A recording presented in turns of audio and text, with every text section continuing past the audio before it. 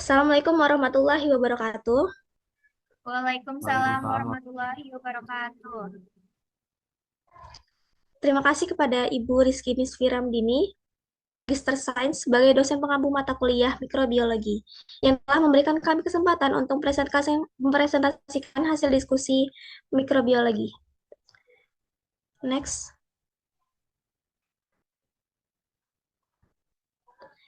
Perkenalkan, saya Septi Anggraini, NIM 2401040, sebagai moderator yang akan memandu jalannya presentasi kali ini.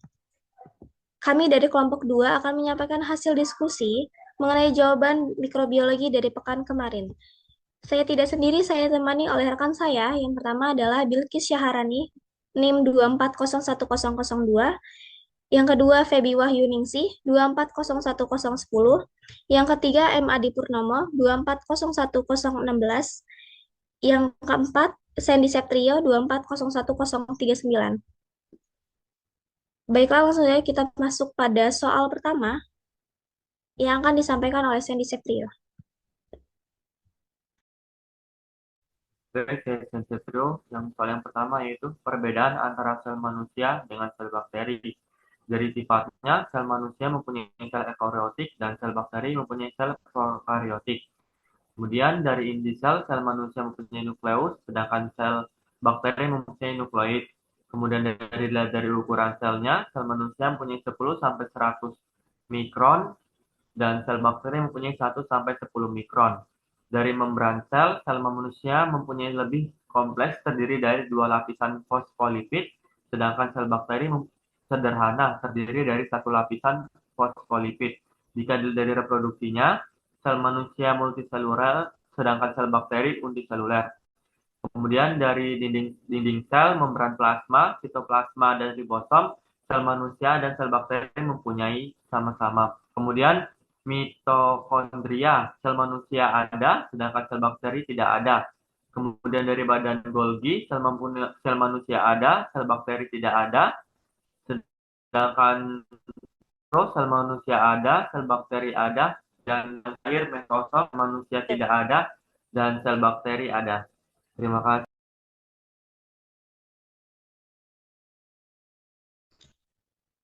Pertanyaan kedua, pentingnya struktur kapsul bagi bakteri dan bakteri yang tidak memiliki.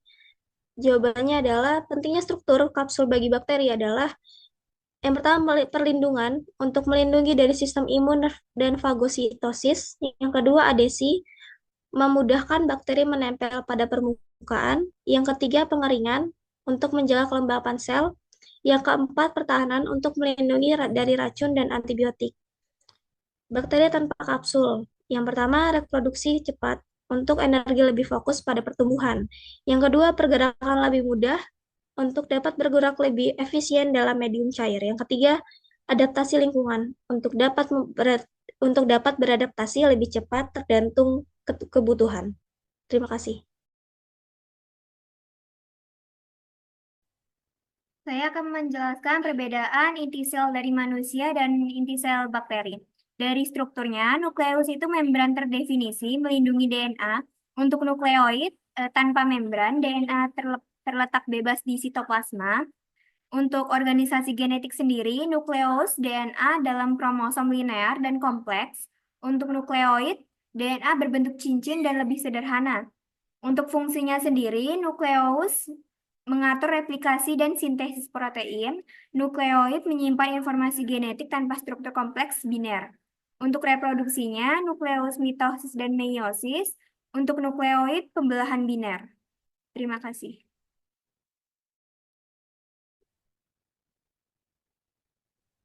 Yang keempat, perbedaan Fimbriae dan pili pada bakteri berdasarkan struktur dan fungsinya. Struktur Fimbriae adalah struktur yang lebih pendek dan lebih banyak dibandingkan pili. Mereka biasanya berukuran 0,5 sampai 1,0 mikrometer dan terbuat dari protein. Fungsi Fimbriae berfungsi untuk membantu bakteri menempel pada permukaan sel inang atau substrat lainnya. Ini penting untuk polinisasi dan infeksi. Struktur pili lebih panjang dan lebih sedikit jumlahnya dibandingkan Fimbriae. Mereka juga terbuat dari protein dan dapat berfungsi dalam transfer gen atau virus konjugasi. fungsi. Selain untuk melekat, pili juga digunakan dalam proses konjugasi, yaitu transfer material genetik antara bakteri. Oke.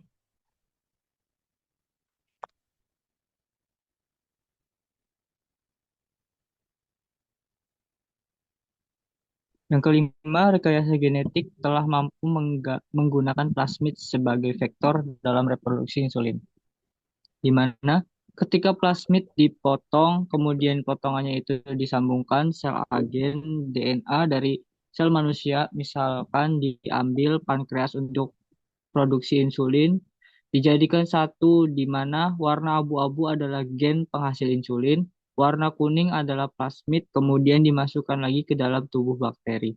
Kemudian dibiarkan melakukan proses pembelahan biner. Jadi, sebanyak apapun pembelahan itu terjadi, maka sebanyak itu pula insulin yang akan dihasilkan. Ini adalah proses pembuatan insulin menggunakan plasmid yang mana plasmid itu memiliki kemampuan untuk melakukan cloning, memperbaiki sesuai dengan aslinya, tidak berubah sedikit pun.